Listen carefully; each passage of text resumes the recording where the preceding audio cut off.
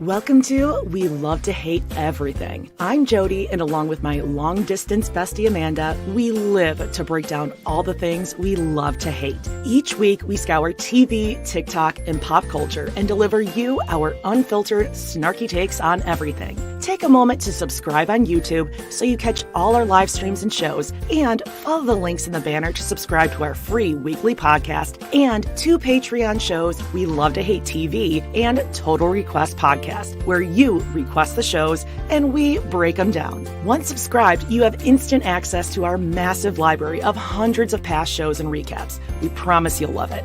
And listen, we're all friends here, so let us hear from you in the comments. We love getting to know you, and we hope you enjoy the show. All right, let's go.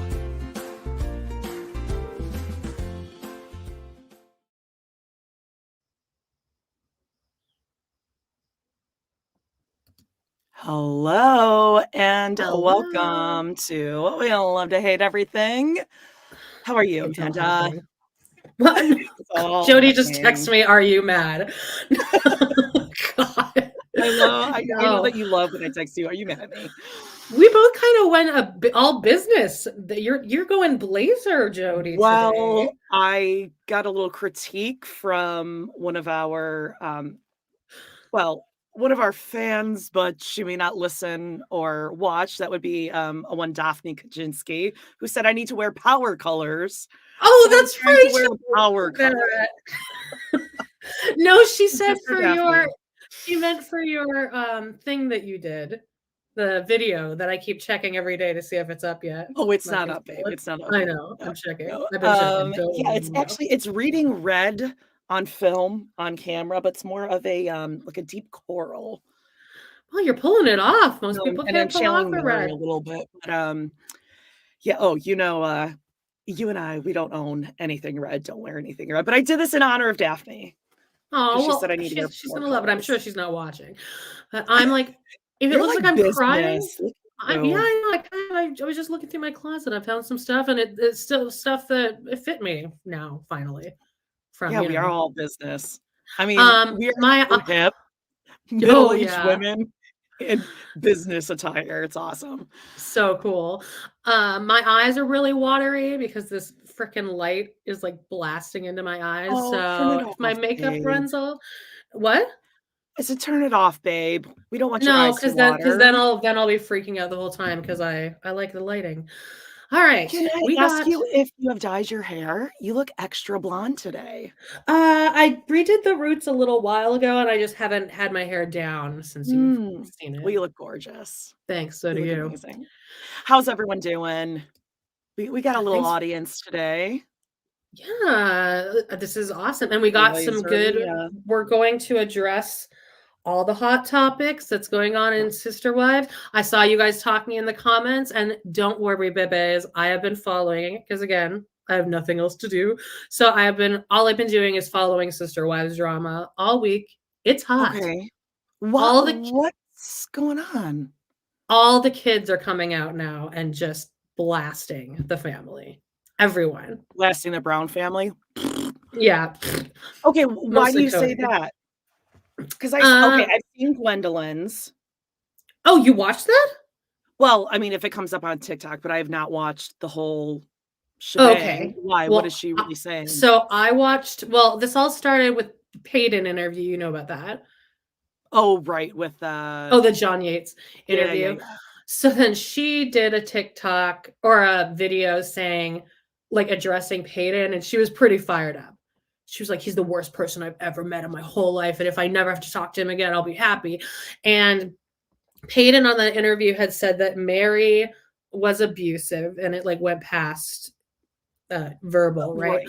So then McKelty, who looked stunning. Oh, wait, I did see some. Did you see that one? Yeah, she looks phenomenal. She looks great. She just had twins. That's annoying to me. But she went on and like read a statement saying, yes, Meri was abusive and I got the brunt of it. And then Tanny did his own, and he really got ready for it. He washed his face and, had his hair done and was wearing not a colors. Okay. Got it. Not grease stains all over his shirt or anything. He had a great angle. kind of has that Meri, that flip over with the hair, right? And then he was like, I just want to address the. I just want to address. I mean, you're the only one that can do the voice. I want to address everything because I want to address Meri too. If someone hurts my wife, oh, you did watch it. It's my wife. Okay, so you watched that, and then they did, but Gwen's. So, have you watched any of Gwen's YouTube videos? YouTube. Just the ones that have come across on TikTok every now and then. Okay, so you've just seen like clips and stuff. Yeah. Is there some explosive information? I mean, it was to me. People have been complaining, not complaining, but everyone's been a little like, over the past few videos she did, because she wasn't really saying anything bad and she was being very PC and it, and like she'd be like, well, my dad has a good point. And not anymore. This whole video, like she was like laughing at like whenever he looks stupid, and she's like, well, maybe if he actually paid attention to us our whole life, Isabel wouldn't feel like that. And just and then she's Isabel definitely doesn't care for him or Isabel has no interest in being around him, and so they're just all coming out.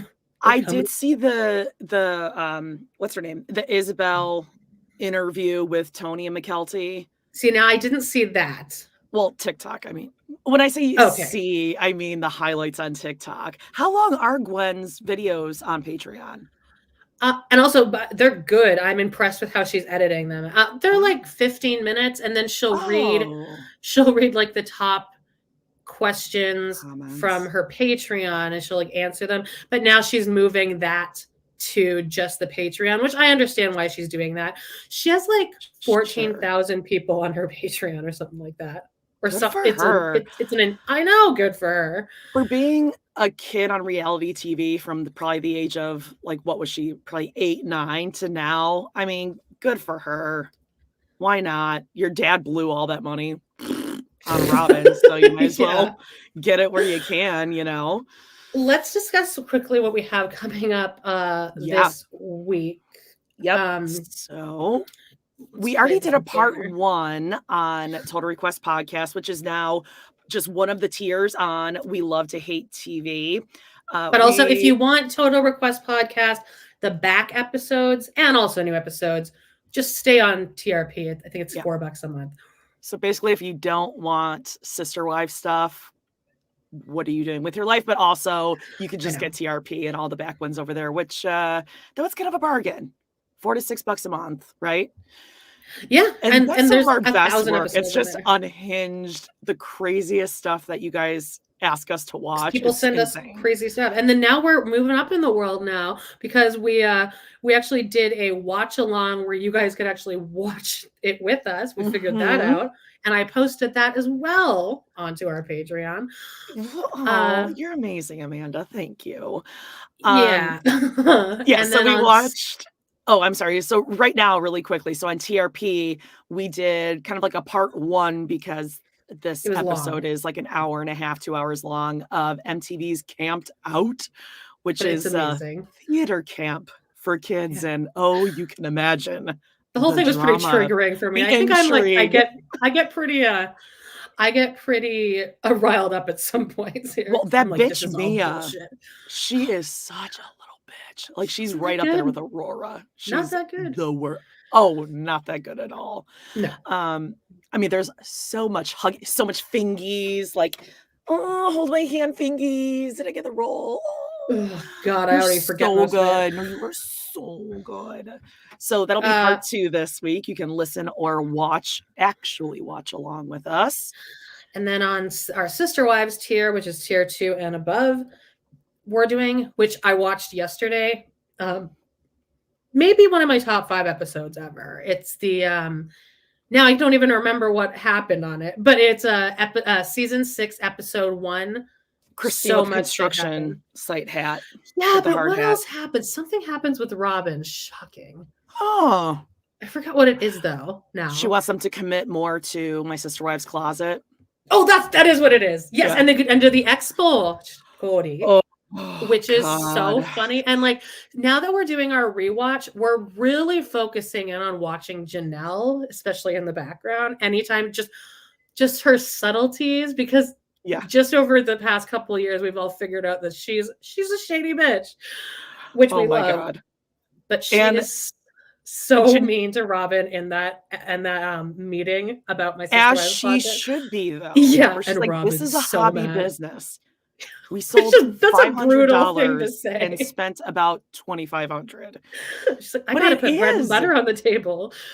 Yeah, I can't feed my kids on $500 split between 4 ways, minus all the money we put into it.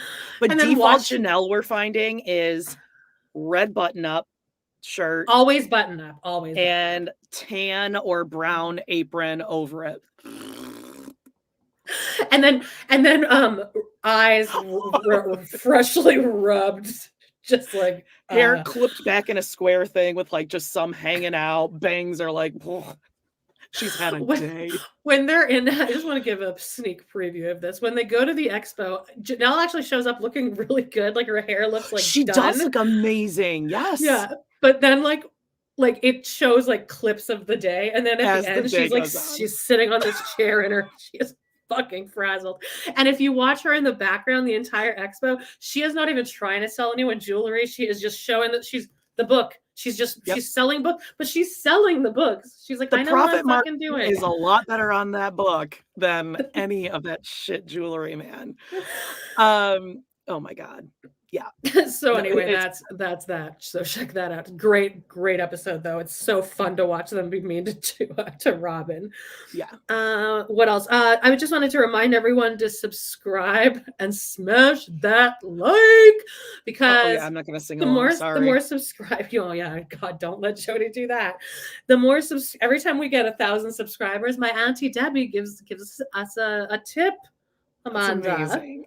Auntie Debbie, she deserves it, because as I learned this week when I got off the camped out episode with you, I was like, oh, I got to go out and shovel. I'm like, oh, let me guess, you probably have Auntie Debbie, and you're like, well, she does actually swing by and shovels the driveway. She doesn't know shovels and salts. I don't think it was shoveling. It was like something else where like, I had to get the mail. She happens to. Yeah, I think that's what it was. Something with mail. Mail. What else? Oh, you're also getting like new. She's gonna check the carpet on your stairs because your carpet is it's off kilter, she says. It is. Oh my God. Oh, okay. I just caught a glimpse of myself and I looked like my old I know I'm not looking at myself. That you think I can doesn't feel myself exist. getting hot. Let's see. What else do we got here? We got some hot topics, unless there's anything else you want to bring up. Well, do you want to give our bibbies their surprise for the week? Oh, guys. Y'all ready for this? Just sit down and watch this. Yeah. So really just everyone take a minute. If you are like listening, you're going to need to watch this. Okay. All right. And we'll play it again at the end of the episode too, because you have to watch it more than once. Okay. Go ahead. 2, 1, girls. Hi, Amanda and Jody. This is from Jean. So the big, huge chairs were actually Robyn and Kody purchased them for their house. And they just were in love with them. They were at this local secondhand store furniture kind of a thing. But they also had new furniture. I don't know if they were new or used. I'm not sure. But it was a consignment store that sold furniture. And so they had them in their house. They got some new furniture. And they were like, we have these chairs. Does anyone want them? And I always wanted them.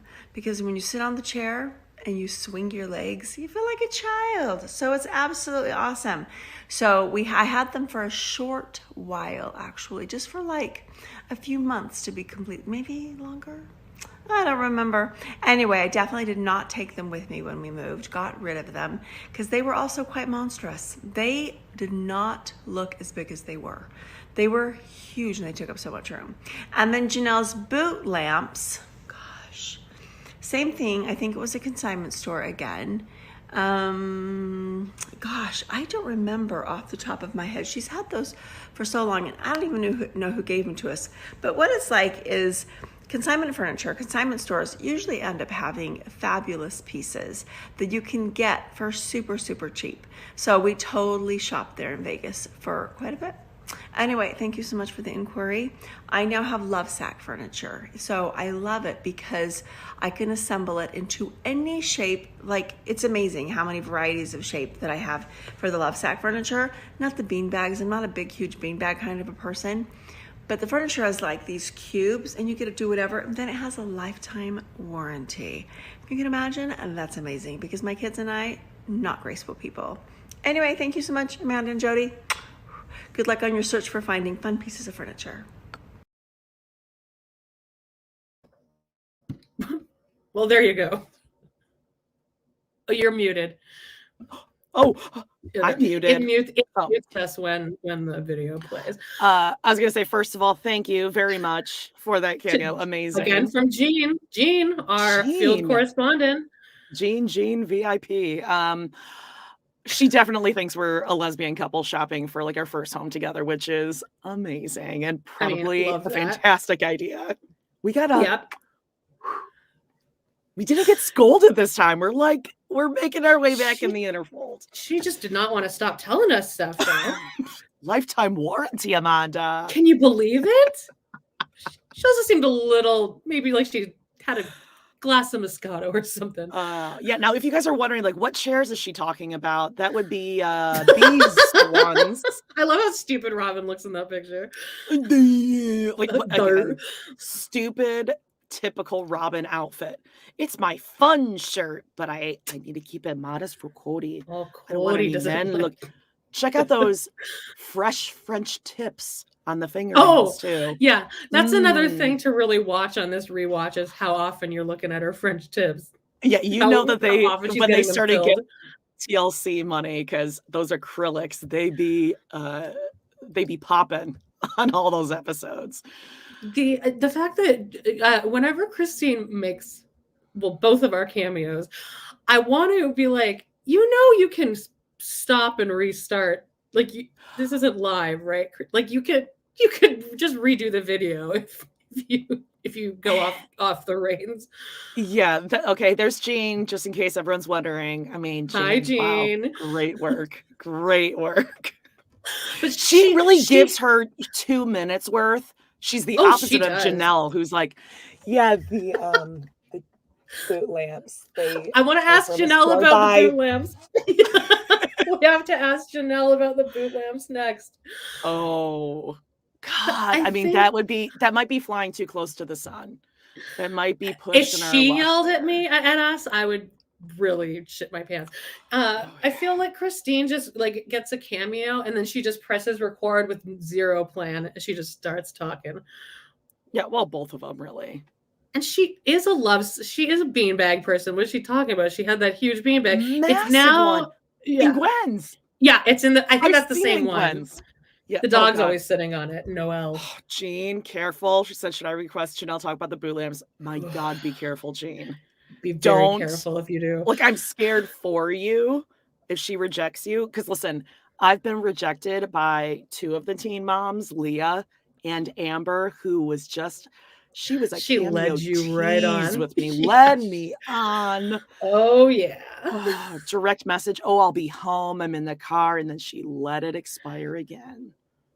God, Leah, I laid it on a little thick. I might have said Addie was like our favorite kid on. Yeah, TV, she was actually smart enough to. She was smart enough to realize we were trolling her. But anyway, we'll show that video again at the end. Her book was our book club of the month book. And I think even Leah knew, like, there's no way. Like, there's no way. Yeah, they're trolling me. But so thanks again, Jean. That was crazy, and I'm glad she didn't yell at us. And but yeah, if you get one from Janelle, you should say, this is for Amanda and Jody, just so you know, they're both kind of like they're nearsighted as far as they're scared. No, they're nearsighted. So make sure you get as close to the camera as possible so that you make sure that no. Oh God, no. God, no. Don't do it. Don't do it. No, I'm terrified of Janelle. Terrified. Oh yeah, me too. Anyway, so that's our Sister Wives wrap up. And obviously we'll end this episode with a reading that book. Part 1, matrimony, Kody and Meri. Oh, I can't wait.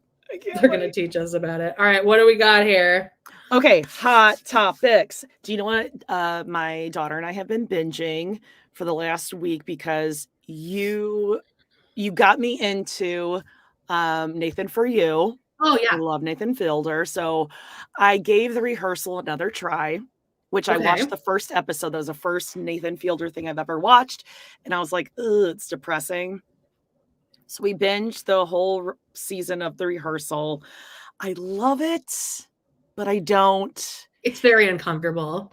It's very uncomfortable and it's very depressive. And I don't know when he's leaning into the depressive Nathan and when he's not. And I don't know if that's like the point to like make you feel uncomfortable, like let it sit with you. I think he gets off on it kind of because he like knows that the more awkward it gets, the better the show will be. But I mean, I would just die if I was doing that. Yeah. But it's strange. Any of you guys watch it? Let us know in the comments. I love Nathan For You. That's a little bit more funny. This one's more, it's kind of, okay. I mean, my God, careful. We talked about this last week. It kind of has a Louis C.K. feel to it, where it's like a little dark, nothing really happens, but it's not really funny. Yeah, right. But I love him, and Paige and I are both attracted to him. Oh yeah, I know. Yeah, he's Canadian, Amanda. Oh, which leads me to kind of our next thing, which is we're not going to spend too much time on this because I don't think either of us have seen all of the films from the Oscars, but the Oscar noms, this leads me to, because I was explaining to Paige how confidence is everything. And that's why Nathan Fielder, because he's funny and he puts himself out there, that's what makes him attractive. Where if he were just walking down the street, you wouldn't be like, oh my God. And he kind of reminds me of like a Andrew Garfield, who I think is not attractive at all. I can see that. Like at all. He's like dorky, dweeby looking, right? Yeah, I mean, I love him so much that I just find him attractive. Right, exactly. Which is like a lot of people in film. And also, I'm really proud that my DNA is passed on to my daughter because she also thinks that Channing Tatum, total fugs. But he's supposed to be really nice. Is that his name? Channing Tatum? Tatum Channing? Yeah. Whatever. Channing Tatum. Oh, he's really nice. Why do we give famous people like, so nice? Especially men. Well, yeah, you should be. You should be. Yeah, you need to be a decent person. Sexually assaulting women and getting arrested and locked up. Like you're just amazing. And also he's so ugly. He's the third dude on the evolutionary chart from like prehistoric man to here. Not cute at all. God. Woof. Yeah. Buzz your magic mic. Woof. Okay, so speaking of Oscar noms, like what do you like? Have you seen anything? I've seen no. So what I think would be fun is if we played a little game, kind of perhaps in lieu of like dinner party conversation. I think we kind of do like a take on mansplaining, and we Jody and Amanda explain what each of these films is about that are nominees for Best Picture. Okay, but do you even know? No. That's why we're Jody and Amanda explaining. Okay. Do you know? I follow a lot of movie TikToks. Let's do our best. Okay. Top Gun Maverick. Okay, well this is where Tom Cruise comes back from the dead because he died in Top Gun. Guys, don't fight me here. Okay, this is what happens. He comes back from the dead as like an angel. He was a pilot, right? Yep. Okay. Air Force, and he comes back as like an air angel, just like in like in 80s, like Grease at the end, how Sandy and what's his face, they like in Danny like fly up into the air in their space car. Yeah. It's like Tom Cruise coming back like that, and he's gonna inspire future cadets. And people are actually saying that that's their favorite movie of the year. Okay. Is this Scientologists or no? No, people like love okay. it. Oh, okay. Anything else you know about Top Gun Maverick? No, that sounds perfect. I think I give it a I give it a 1 boot lamp down. Okay, right, what's next? Oh, guys, listen. They're saying he dies. No, we don't know anything. No idea. We're making this up. No clue. Guys, everyone's like, wait, Goose died. Didn't Goose die? I don't know. I'm explaining it to you like you're a woman, okay? Speaking of women, women talking. I was gonna say that must be so many men's like least favorite movie. Yeah, I'm surprised it even got nominated.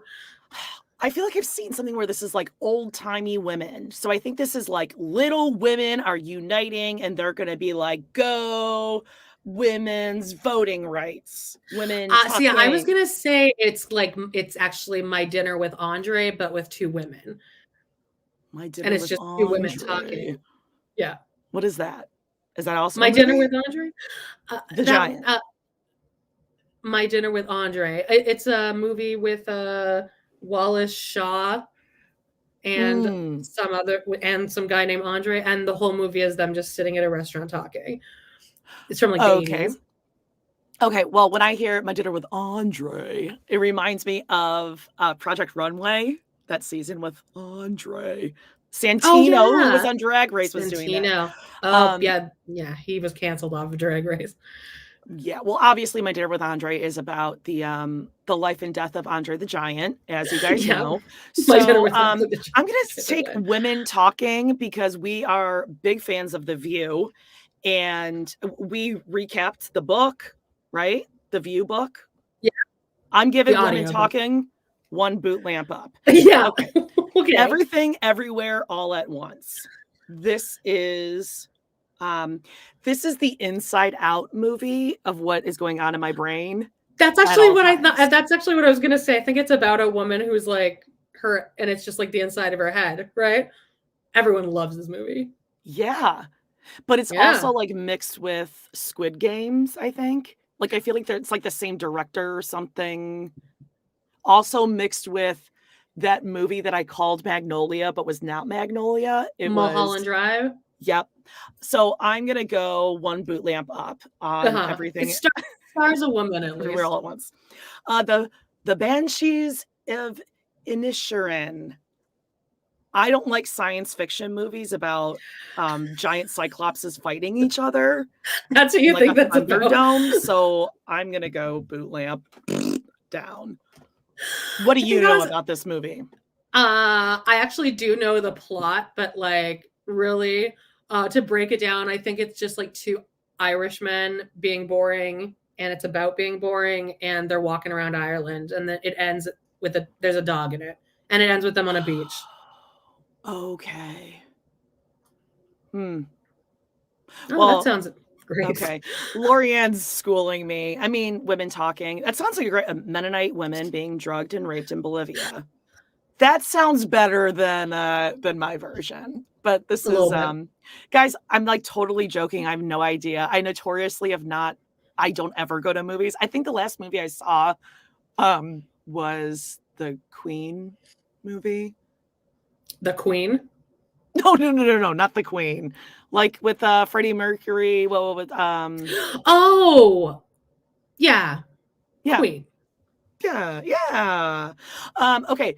The Triangle of Sadness. Now, this obviously is about women's vaginas, right? I was gonna say this is just about my life with depression. And it's just a triangle. Oh, yeah. Okay. Well, for some reason, sadness speaks to me, so 1 boot lamp up. Yeah. I feel like it's sadness. Like somebody just like getting out of their bed, going to the bathroom, going to the kitchen and eating, and then back to bed. And then to the bathroom. Amazing. Well, that's what it's happening with me right now. Bohemian Rhapsody is that Queen. Oh, movie. Thank you, Bohemian Rhapsody. There we go. Now the Fabelmans is I've seen that one actually. To Royal Tenenbaums, right? Oh God. Long awaited. Yeah. Right? It was That's fine. what it's about. Yeah, exactly. Has Zach Galifianakis and Gwyneth God. Paltrow. Yeah. Yeah, I'm gonna go one boot lamp up. I'm not gonna see it, but I hear great things how about many it. Like a cult fucking classic. movies are there? Oh, there's 4 more, all Quiet on the Western God. Front. Now this obviously It's just guys riding horses war, around, right? darkness, war. Oh, I was gonna say up bunkers. it's guys riding horses and talking. Oh, so you're thinking it's more kind of like Where the Red Fern Grows, wartime. Or yes. Hatchet, if you will. I'm going to say I need to go one boot lamp up for All Quiet on the Western Front because I feel like it would be problematic if I gave it a boot lamp down because it's a famous book. Avatar, The Way of Water. Yeah. Isn't it just Fern Gully too? I'm so over the Star Wars stuff. Like I can't. Yeah. Between like the little Gollum guy throwing things in the volcano and like I can't imaginary, or isn't this like Alien? They like zap them forward or back to alien times or something. Yeah, and I think all the characters are green. But I mean, I hear the ride at Disney is amazing, so maybe that's like sideways boot lamp. Okay, great. Okay, and then we got 2 more. Elvis. Justine loves it. Exactly. Oh, okay.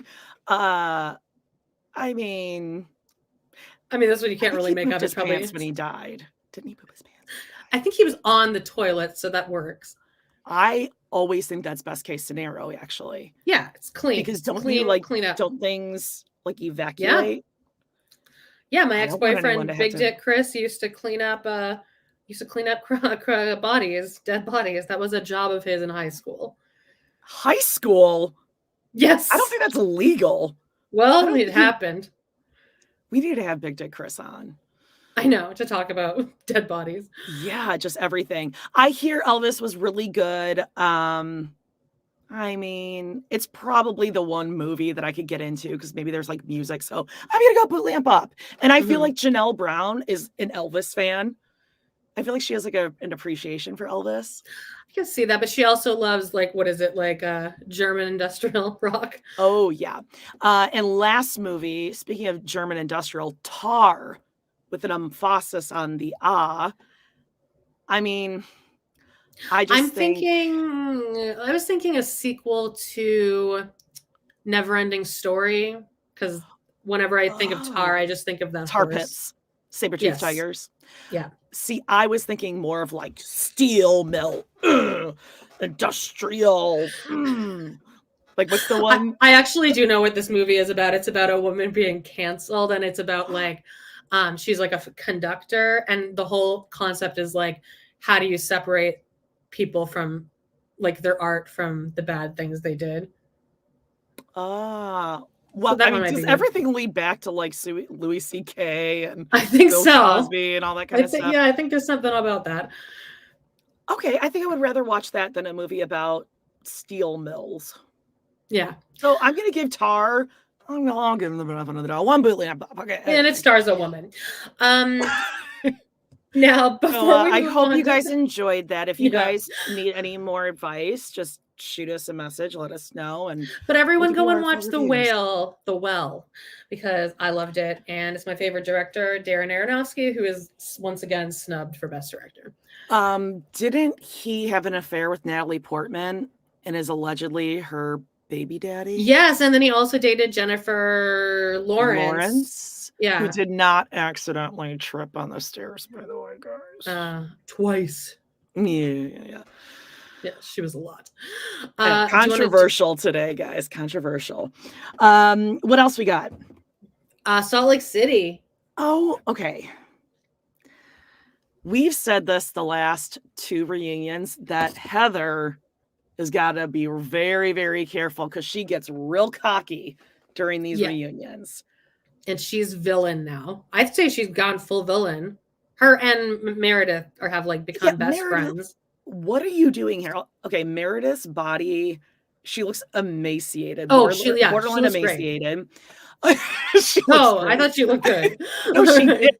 Her chin, though, I mean, whatever chin implant thing she's got going on, or the filler, Heather also has the same thing. Heather's got to lay off the filter or the filler because she's very pretty, but she puts too much filler here and it just makes everything look frozen and like, just like this. This whole black eye thing, she really screwed herself over with changing the story back and forth because she's making Lisa Barlow. No sense. You just should have told the truth. I don't know why you didn't tell the truth, John Barlow, and I were really confused by the truth. Lisa's like my favorite. I'm totally team Lisa now. God, I know, and she's horrible. Also, I got this mug at Home Goods in honor. Isn't it so cute? It's $4.99. It actually is. That is cute, right? Oh my God, freaking Heather! Can you? I can't scroll down because my mouse isn't plugged in. So can you pull up the pictures actually? Oh, of course. Because I loaded all the pictures of the women. Yeah, well, let's start with Heather because since we're speaking of Heather, okay, immediate first reaction to this dress. The neckline's too high. God, yeah, I always say that because I'm very broad. I'm busty like her. You gotta go with a V-neck. Any sort of crew like this, you look like a boulder. Yeah, she should have just like pulled it down a little bit more. Like, yeah, a little more skin, a little cleave or a little something here.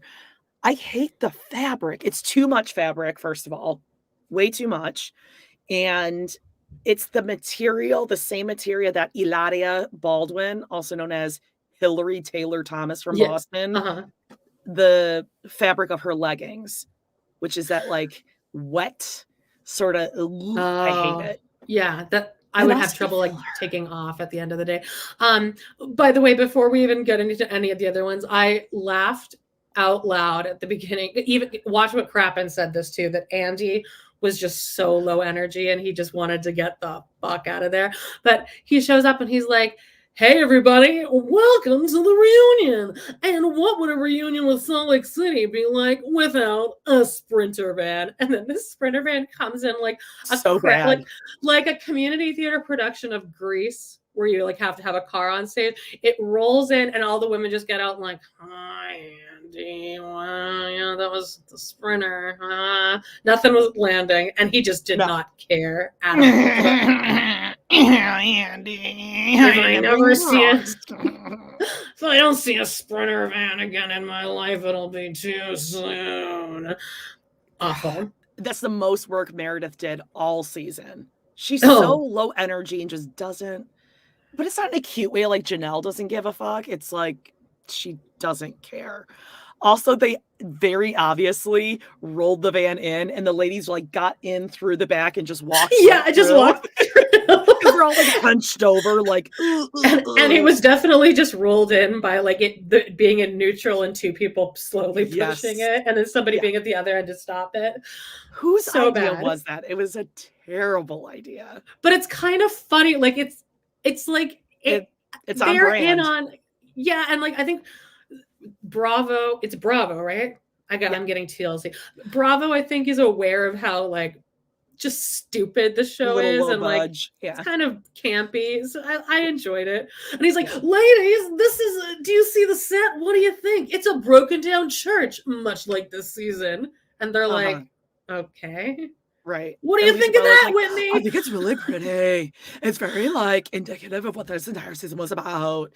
Or whether that was how they were like, yeah, that's what he just said. Yeah. Okay, so the asymmetrical line under her boob was driving me nuts the entire time. I wanted to yank it down. I agree, because it looked like it was like pressing into one side of her. Yes, and it looks good standing up. I mean, she looks amazing. It's the perfect silhouette for her, but I still didn't like it. I don't like the color scheme. I did this gig in New York, and the music director, she had like this one boob that would like move around while she was like talking to us, like almost like it was almost like a Tourette's kind of thing. Like it would like clench and unclench. Like I don't have that much control of my. Yeah, it was, and I, of course, was the asshole that pointed it out to everybody. So then, I like, thought you were going to say to her, I'm like, oh God. No, Okay, I would never. But maybe like, she had like a chicken cutlet in there that was just like moving around. No, you could see her muscles like flexing and unflexing. And yeah, this was one of the worst gigs I've ever done. It was at Carnegie Hall. And it was, it sounds terrible. We all walk in for the first time, and like it was just, it's one of those things where like there's 3 stars of Broadway, and then there's just a chorus behind to like sing all the chorus stuff. And I hated everyone except for like my 3 friends in there, because everyone was taking this shit so seriously. And just like, this is like the biggest event ever. We didn't even get paid out for theater camp. It was. So we all walk onto the stage, and I just didn't even want to be there. I was paying like $85 for parking because I like missed the subway or something. God. And we get in there, and everyone's looking around like, wow, we're here. And I just turned to my friend and I was like, it's not that great. I like was not impressed. I was like, yeah, that's fine. I've been in bigger theaters than this, just gotta say. Wow. And then in this gig, oh my God, this music director, this is also why I don't feel that bad. She would make us, like, if we weren't doing a good job, she'd be like, okay, everybody go to center. And we would all have to close our eyes and sing, when you walk through the storm, keep your head up high, which is from Carousel, When You Walk Alone. And I would just be like everyone else has their eyes closed, and I was just like, I fucking hate this so much. Amanda, you should be participating. I'm not gonna do that. People are like crying. They're like holding hands as this is happening. I'm like, this is not that big of a deal. Bad girl Broadway right here. It's like we're singing like the background of one song in Gigi. This is not. And like, Wouldn't It Be Loverly was one of the songs we were singing. Everybody calm the fuck down. Okay. This is why I'm a terrible person to hire for anything, because I don't care about that stuff. How did we? Oh, okay. She was the director and the boob. Yeah, okay. The boob. I wonder what happened to that lady. I don't know, but also I don't know what happened to Meredith's face, because this is obviously just cut and paste from an off-brand Barbie doll. Kim Kardashian. It's kind of a Kim Kardashian mixed with Brooks Marks.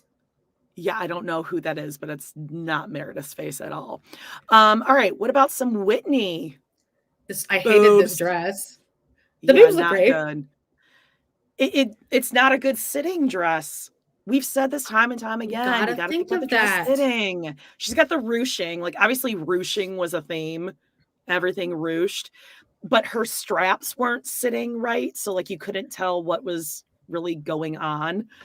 She's gorgeous. But again, the Spocky Botox. Oh, I thought she looked good. The zipper was making me really nervous, because if I was wearing this dress, if I just leaned forward slightly, it would just go pow. I was gonna say, it wouldn't zip down; it would separate in the middle, just like on me, not you, on me. Oh, it would just come on me too, filling out through the middle like a. Oh God. Okay, so we also have Lisa Barlow. She looks great. I thought she looked beautiful. Yeah. Great. I thought that. Yeah. I mean, the self tanner is a lot. But she's pretty. Also, her face. Who that? And her forehead. She's got to be careful, because she's going into reverse Teresa Giudice forehead. She's going into 8 head here. Oh, yeah. Okay. Here. All right. But I loved her. Oh, I also want to bring up, really quickly back to Meredith. In the scenes, in the previews for next week, watch, because when Seth comes back on and he's like, I bring a tank play to the American citizens. I can't believe it. Oh, by the way, did you watch this on your TV? Because I bought this on Amazon, but did you you watched it on your cable? Were they saying the full word blowjob the whole time? I don't even know. I think I don't with the remember blowjobs for jazz tickets, because they were just fully saying everything on Amazon. You can say blowjob. I don't think it's ever bleeped out. I'm pretty sure. Anyway, when she has Seth out there, she starts like laughing, like, and she puts her hand up like this. It is orange to like paper white. It's really bad. Just watch, and I'm cringing for her already thinking about it. Okay, so now obviously we also need to talk about the other ones. Angie, because there's no cast left. We have to have all the other women, right? All the friends of. I hate that she does her eyes the way, like almost like Meri Brown, because it emphasizes the Barbie head smushing head, right? It's just like, stop putting filler and like doing your eyes. It's too much. Just let your face age a little bit. She looked great. The dress is wearing her. She's not wearing the dress. Yeah, it's a crazy dress. She's got to like give it up on the evil eye earring little doodad thing she's got on the pull aside, and also not a good sitting dress. You can't wear a corset like that when you're sitting. That's a that is that even a corset? I think that like your skin. Okay, that's all like peekaboo. Like the boning right there is the dress. She did a pretty good job, I thought, at the reunion of being really the whole season. I think she has, like, she's telling the truth and everything, but there's just something about her that she just doesn't have it, you know? Agreed. Well, this show doesn't have it. All right. Also, Dana, she looks beautiful. I mean, she's stunning. It's just, it's a when costume. You're a side character, you can't just show up wearing a cape and a crown and looking gorgeous like this, because you don't go here. We don't really know you. Yeah. Also, she said 11 words this whole time, and then her big scene got cut, and it was just viewed on the never before seen footage of her yelling at Jen Shah. Oh, that was like cut out of the actual season. I'm sure she's pissed. I mean, but look how stunning she looks. She looks amazing. Yeah, she's beautiful, but she's getting cut. She's out of there. Yeah. I think it's a bold choice to come and outdress everyone else. Now, I forgot to post the picture of the other Andy? one. Who's the other one? Who am I forgetting already? Angie Harrington. Oh, yeah. Oh, Sarah Paulson. Yeah, Sarah Paulson. But who cares about her too? She's gorgeous. She's gorgeous. But the best moment for me of the reunion, when Meredith's like, well, why don't I just call Jen Shah right now and ask her? Was that planned? Because Jen right answered. Yes. So here's the Andy whole was thing. like, fuck. Yeah. Okay. So there was like a whole thing, I think, where Jen was like, no, Bravo disinvited me. But then it was really that Jen's legal team didn't want her going. Right. And listen, I can't stand Andy Cohen. I don't think he's that talented at all. I think he's just like a hack. He's not funny. He's not witty. He does not even try at all during these reunions. He's yawning. He doesn't give a fuck. Yeah. But I do kind of like that he was like, okay, well, she's not here. Okay, bye, Jen. Like, if you're not going to show up for it, like, you don't get to call in and have a say. If you're not. But my favorite moment was when, God, who was it? Jen shot. Was it Lisa? But someone yelled something at Jen, like, "I'm not the one that's going to jail," and then everyone went, "Oh." Yeah. Oh, I do like that Andy called out Meredith, saying, last year you were gloating, or maybe he's going to say it next week. Last year you were in the bathtub gloating about Jen getting arrested and charged. And now you're like, she pled guilty. She pled guilty. What am I going to say? It's terrible. I feel badly for her. Really? Yeah. And her and Heather like in cahoots now, kind of, with this whole thing. I can't. Yeah, she went after Jen for talking about her baby Brooksy because she liked to tweet calling him a twink or a sissy twink or whatever, a sissy bitch, sorry. And now she's like, so she defrauded old people. What can I do? Okay, so what happened to Heather's black eye? Go. Well, I just didn't know, but I did know, but I just didn't, I was scared that people would rewrite the narrative. But then I woke up and then I was like, maybe Jen didn't do it. And but like we kind of laughed about it. But I actually don't know though, Andy. I'm trying to piece it together in I my wanted head. the investigation, okay? I wanted the Oh God, the investigation. investigation. 30 seconds later, I didn't want an investigation because I have a lot of Mormon. I have Mormon guilt and I blacked out and I didn't want to be embarrassed about blacking out. And then Andy just goes, well, you wouldn't be the first housewife to black out, which was pretty shady. Yeah, I think okay, so I did get this from TikTok and I'm sure it's all over the place, but allegedly maybe Heather was skiing in the bathroom with Jen, Yeah. meaning cocaina. Yes. And fell over and bonked herself on like the toilet paper roll or something like that. Oh my God, I can't believe that the cliffhanger to next week is, did Heather and Jen scissor? That's our cliffhanger. I don't think so. I don't care. I just think like once you're like too good of friends with someone, even if you have like bisexual or lesbian tendencies, when you're that close with someone as a friend, I don't think you can like cross that line. Not just because of the same sex, but like if you had like a really good guy friend, it would be like weird. It'd be like making out, scissoring with your brother. I don't know. Just I don't see that happening. I just don't care. And but also they're not even friends. It's like the whole thing is stupid. Well, she said she would lie for Jen. Yeah, like it's not cute anymore. No one's watching this going, wow, what a great person Heather is. No, she screwed herself over. She does this every reunion. She comes out gloating. She comes out like she's DeBella the Ball, and she sucks. I kind of think that Real Housewives of Salt Lake City needs to like just go out on a somewhat high note because it can't get better. It was way too good, and yeah, no. Have you been watching anything else? Not really. I've just been listening to lots of Sister Wives stuff. Okay, I just want to bring up briefly because I talked about it last week. Traitors. Oh yeah, okay. Peacock, I believe. Okay. Kind of a sleeper first couple episodes, but get into it. I mean, Alan Cumming, your favorite, he really gets into this role of like traitors, and it's in Scotland, and it's got some Bravo people, probably none that you really know. Well, it's got Brandy Glanville. So this is like not a scripted show? No, it's like a mole, like the mole.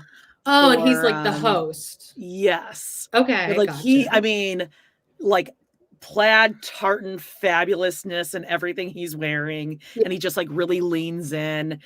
If he were not the host, I don't think anyone would have really watched this show. It would have been like, but it's just I'm watching it for him.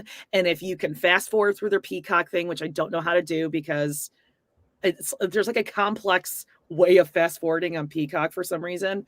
But if you have like a tween or a teen who knows how to do that, you can get into it. It's pretty good. But good in like a bad way, but he's amazing on it. You would appreciate it. All right. No, I probably would like that. You'll have to give me your Peacock login because I don't got one. All right. Hey, again, once one of the tweens in my house can tell me where to find it, you can have it. Sounds great. Really no, babe. What else? Anything else good coming up? What do you mean? Like just in the world? Yeah, like TV, Doughboys. Do we have like a Marchtoberfest or Fatuary or something? No, they haven't announced what March Madness is going to be this month. But the most recent, they've moved over to YouTube now. Oh, so you can copying.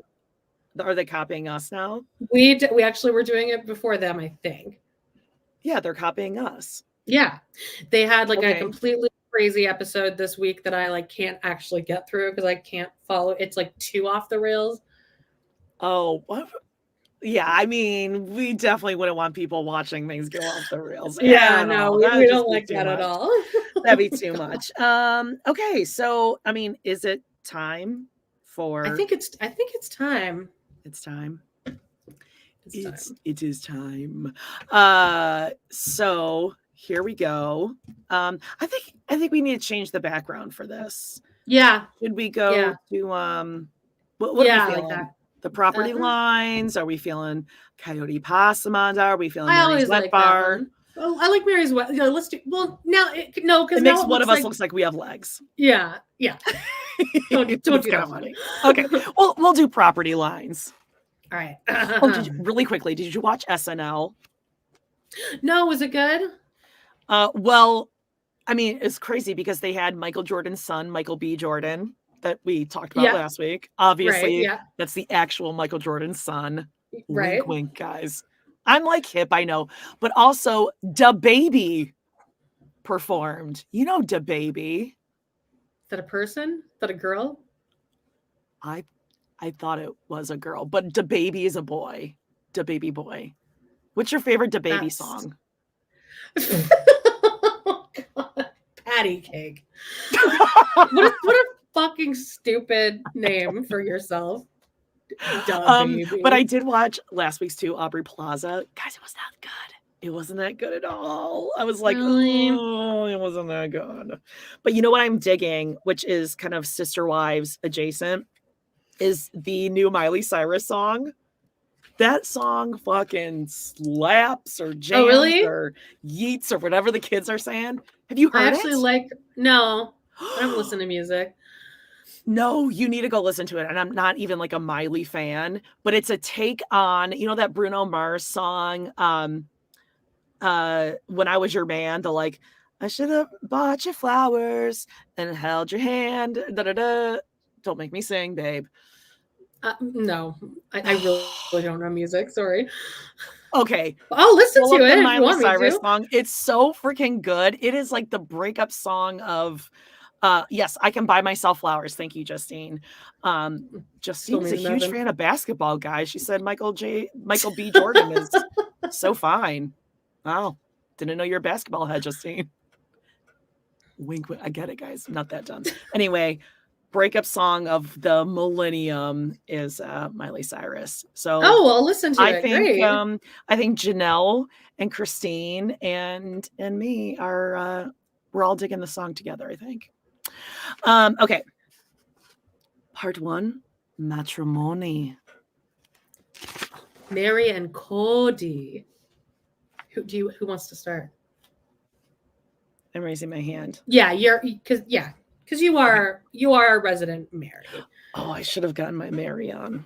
Yeah, there you go. Good. Yeah. Oh, I should have brought more eyeliner. Okay. I spent the early years of my life living in California with my parents, both of whom were devout followers of the Church of Jesus Christ of Latter-day Saints.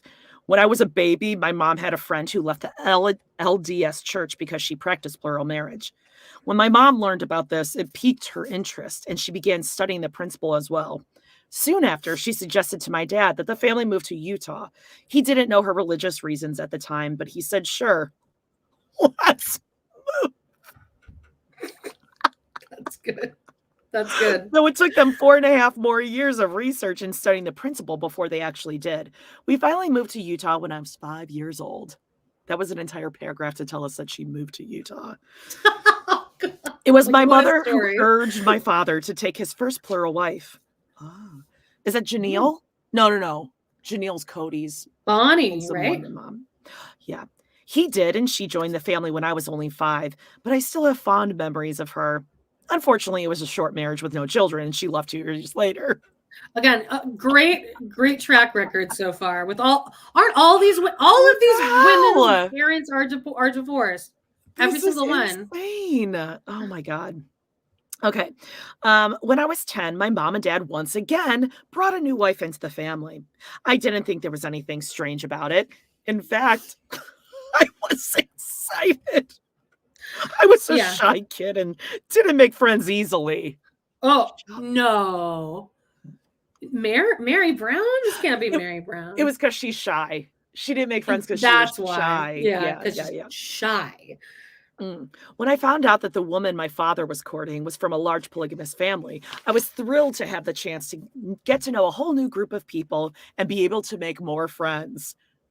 That's probably what Aurora thought too. Also, they wouldn't be your friends. They would be your siblings. Oh, that's so Right? sad. Our family grew quickly. Eventually, my father took 4 wives in addition to my mother. In total, Cool. I had 27 siblings. That's insane. How? Is her dad like the frickin' king of England? Like, how does he afford that? King of England. I don't know why that was funny to me.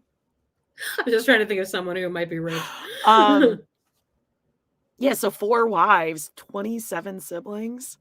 Yikes. That's like 27 divided by like 5. Which would like be at least 5 to 6 kids per family. That's crazy. That's like bigger than a classroom at school. 27 people. Mm-hmm.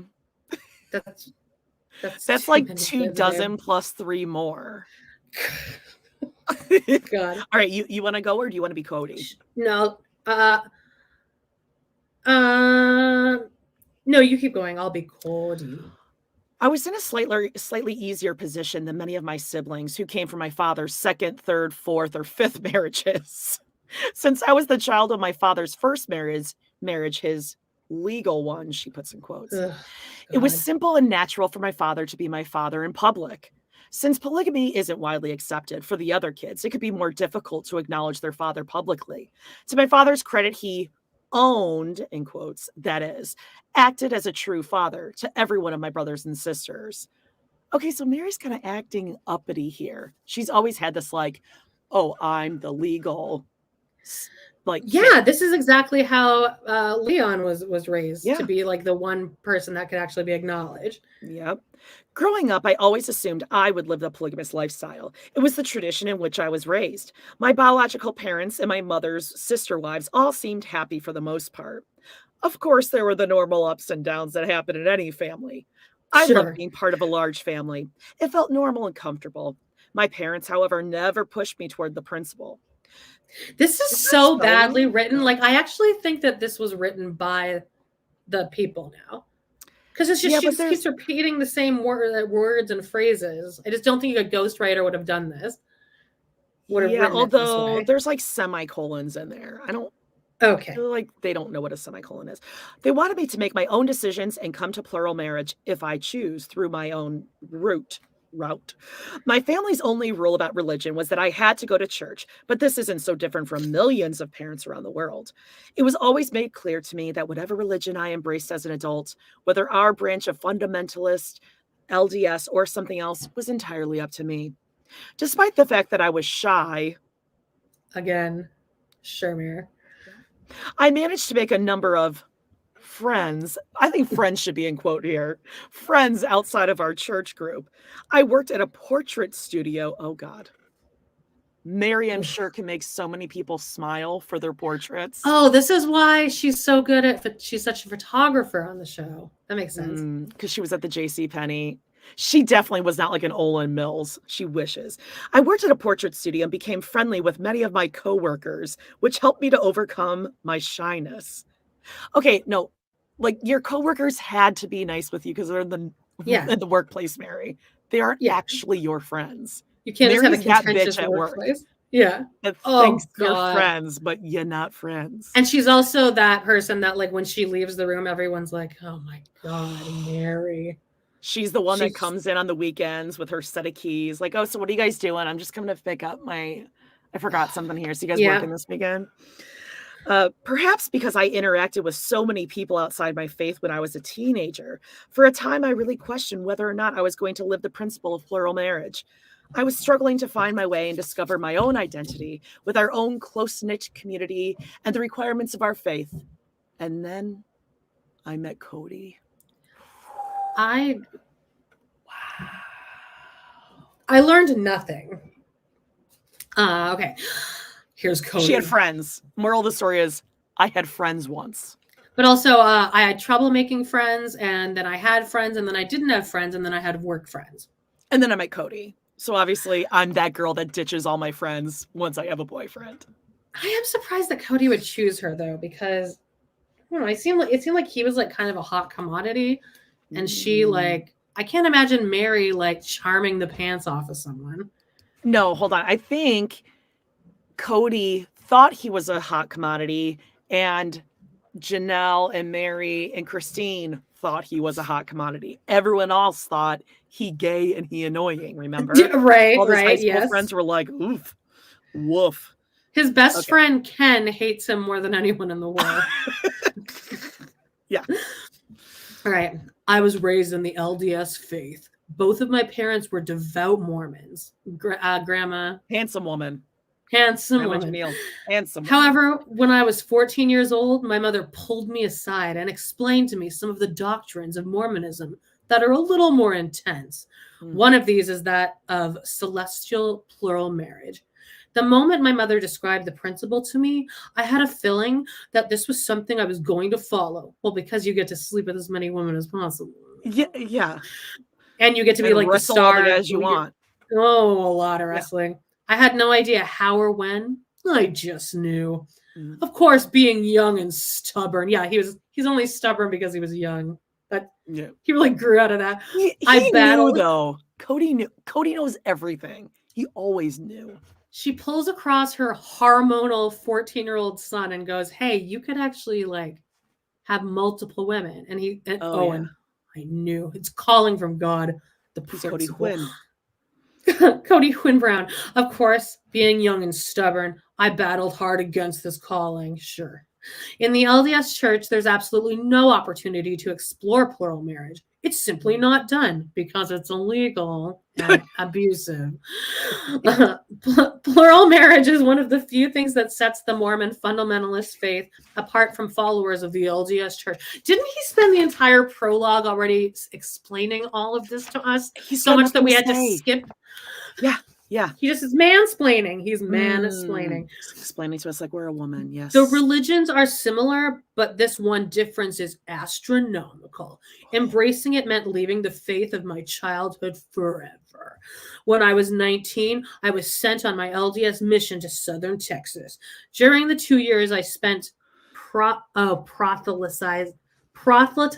They kept using that word in that Ken episode for the Mormon church, which I guess means like trying to turn people over to your religion. The doctrine of plural marriage was constantly on my mind. It spoke to me. That's because you're horny and you're stuck with one man for 2 years. You're not around women for 2 years. You're horny. But I still had no idea what to do with this summons. When I was away in the ministry in Texas, I got a letter from my mother. God, Janelle, leave him alone. Like, you remember? Go away. The kisses on the lips.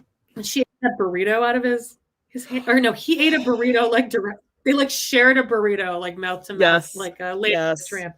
She like chewed it up and spit it in his mouth like a baby bird. So handsome woman sends him a letter telling him that his parents had been excommunicated from the LDS church and had joined a fundamentalist Mormon faith. I thought, well, this is interesting. That was his thought. That was Kody Quinn Brown's first thought. Interesting. Yeah. Well, he's he's really into like education and like thinking. He's a thinking man. Oh yeah. But I was still too hard-headed to see it as a sign that I should follow. What? Wait, why would he take that as a sign that he should follow in their footsteps? That his parents got excommunicated.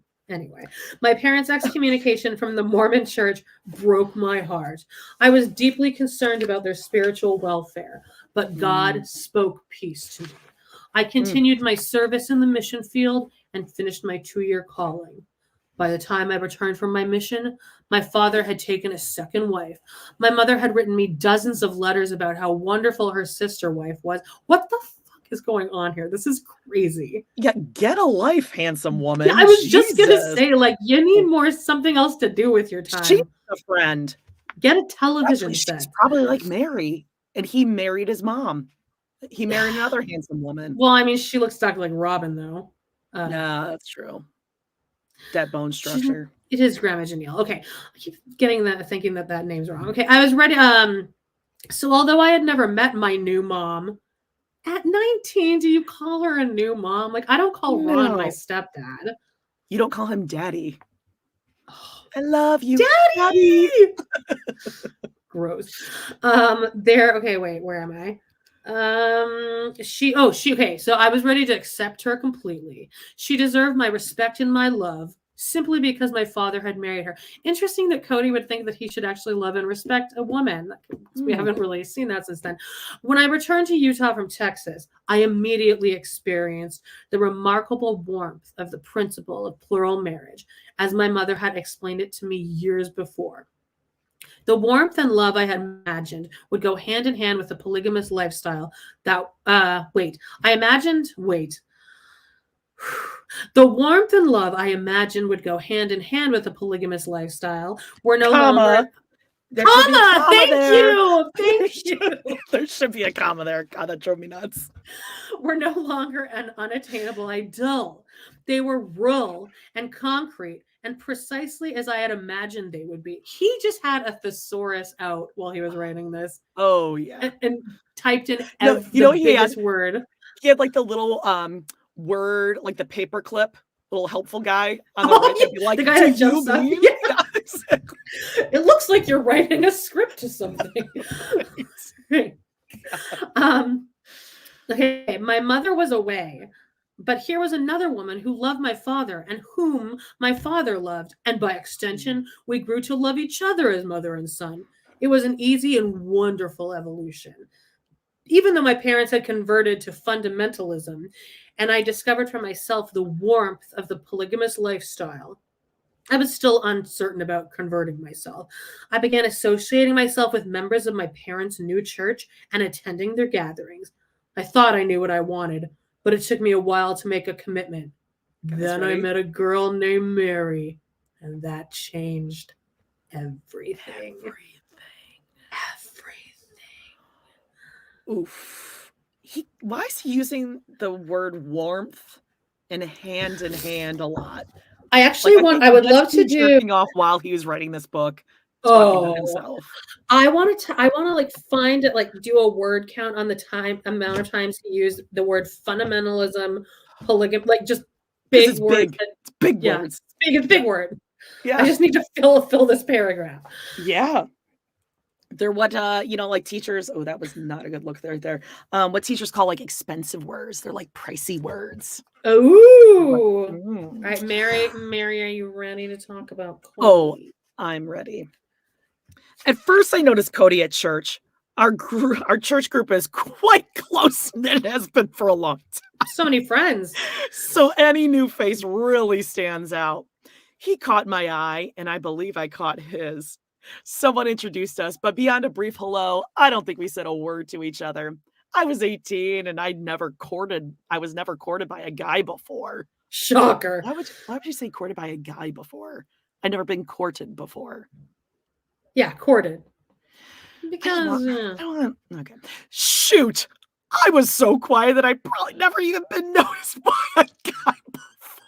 I promise, Meri, the problem that you're having, if you can name one thing about Meri, it's not that she's not getting noticed. Because she's so You're quiet. getting noticed. Yeah, bitch. You're a bitch. You're awful. Yeah. So nothing of a romantic nature crossed my mind during that first meeting. You lie. You lie. Yeah. That summer, I attended a camp for girls of our faith. Okay, why doesn't she just say, like, I should have gone with my gut and I'm a lesbian? Because I really want that for Meri.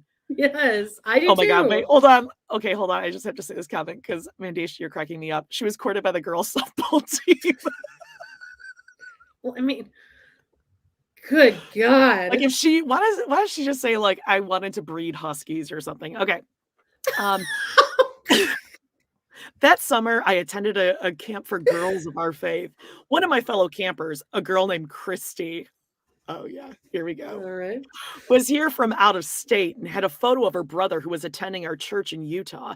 When she showed it to me, I immediately recognized Kody. Wait, do we know about Sister Christy? No, we've never met any of his sisters, just his brothers. Okay, Latrice. Oh, so now we know why Meri was attracted. A few months after camp ended, Christy came back to Utah from her home in Wyoming to attend a wedding. She invited me over to the house where she was staying. I walked into the door and there was Kody sitting on the couch. He said, "Hi, Meri." You're the Meri my sister's always talking about. I would die to watch so this Christy's- interaction happen. So Christy and Meri were obviously like a Heather and Jen, if you know what I mean. I sorry. I'm putting I was thinking that this is Meri's sister. This is Kody's sister. Got it. Okay. So I was distracted by this cat here. Latrice, she is Hi, gonna Schmug. freaking like smack you and punch you out. All right. She's actually been really sweet lately. I was shocked that he knew my name. I was used to my friends getting all the guys at school while I pretty much went unnoticed. Well, that tracks actually. I don't think she was unnoticed. I think they were avoiding her. They noticed you and then they moved on to Trust me, if anyone's gonna know, Amanda and I are gonna know if they notice you and are avoiding you, okay? It was good to be seen for once and not be overlooked for my shyness. God, Meri, again. A word count on the word shyness. Shy. Here. Shyness. I was a little taken with Kody right off the bat. He was definitely cute and had a great attitude. I mean, you and I have said that all the time. Kody is such a great attitude. Day one. He was talkative and engaged me in conversation, and he made me feel comfortable around him. Wow. I mean, that's all a guy needs, right? Neither courting nor dating were on my mind at that point. Yeah, right. He was the brother of a good friend. Scissoring. And that was how we began our friendship. The next day, Kody and Christy came to meet me as I got off my shift at my job at a portrait studio in the mall. Oh my God, total JCPenney. Absolutely. The three of us went to lunch and then to an evening get together. I felt comfortable around them, as if I'd fallen into a new and safe friendship. Over the next few days, I began discovering what a fun guy Kody was. Fun guy. He was always laughing and smiling at his own jokes. He had a good attitude and a positive outlook on life. If anyone's listening to this book and like without knowing the show, how positive attitude, always laughing and smiling. Go back and watch the last couple seasons of Sister Wives because he really exudes laughter and just smiles. Glamour shots. Fun guy, yeah. You know what? I don't think Meri's got Ola Mills chops. I don't think she ever got like the portrait where you see the oh yeah. I wanted one of those so bad. I had one of those. Love me enough. Oh God, it's still in my room and it's because your parents love you. Okay. He was really outgoing and positive. I was impressed with the strength of his convictions and the depth of his spirituality. After knowing him for just a few days, I found myself liking to be around him and spending time with him and wondering what direction this new relationship would take. One night, while his scissor... Well, you're exuding Meri. You're like... I swear to God, one night while his sister was in town, we went to the home of some friends. Oh my God. Jesus Christ, this is like too many words. We went to the home of some friends of his family for a party. There were quite a few people there, but every once in a while, I would catch Kody looking at me. When our eyes met, he would give me a little smile. It made my heart race. Unfortunately, a few days later, she was feeling things. Christy returned to Wyoming. Since she was the reason I'd been hanging out with Kody in the first place, I didn't really think that he and I would see each other as much as we had been. Thankfully, I was wrong. The next week, Kody and I continued running into each other at church events. Okay, yeah, right. We're all girls here. You absolutely plan to run into him. Come on. Yeah, you figured out which one he was going to go to and when. Yeah. Eventually, he asked my dad if it would be okay if the two of us went out to grab a bite to eat. Oh, where do you think they went? Nachos. Oh, they bet no. Oh, like a Perkins, an Applebee's. Oh, I like a Perkins. Or like a Old Country Buffet? No, that's too pricey. That's too rich for Kody's likes. Soup Plantation. Oh, my parents used to love, but we didn't call it Soup Plantation here. There's another Sweet Sweet Tomatoes. Tomatoes. But I think Kody prefers to call it Soup Plantation. Oh, for sure. My parents were obsessed with Sweet Tomatoes, by the way. It's good. Okay. I know it seems pretty old-fashioned that a young man would need my father's permission to go out with me, but our faith has specific morals to uphold and protocols to follow. Protocols. It's from the very beginning. Therefore, out of respect for me and my dad, Kody wanted to request my father's permission for our association. Anyway, there was something flattering about a young man going to the trouble of getting my father's approval before taking me out. My father was an excellent judge of character. Apparently not. Speechless.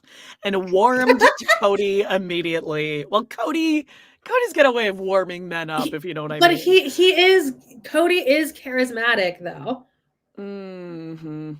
And I just rewatched the very first episode of Sister Wives. Mm-hmm.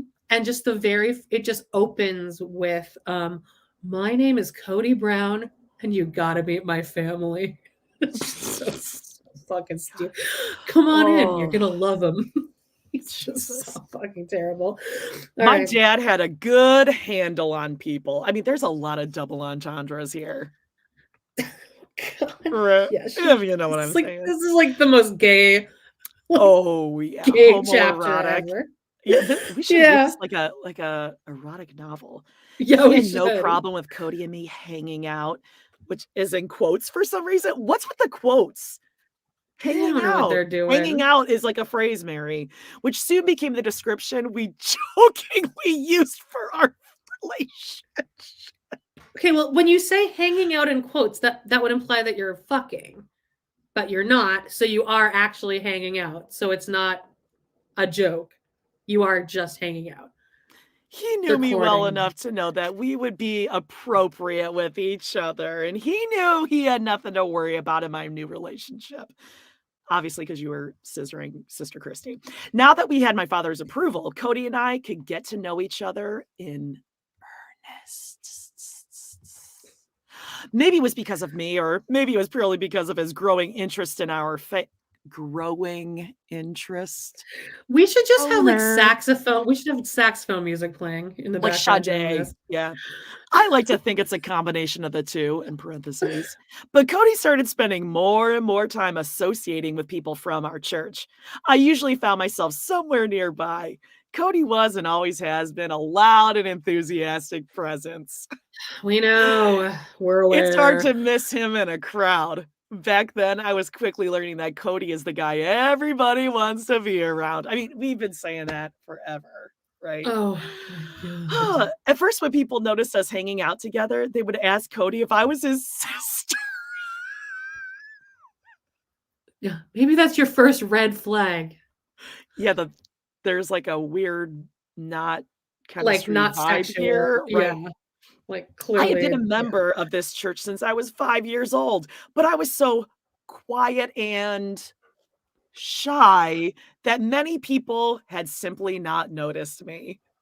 They honestly were each given like, okay, if you're going to write this book, you have a quota of how long these paragraphs can be, because this entire thing that you just read is just a repeat over and over of the exact same thing.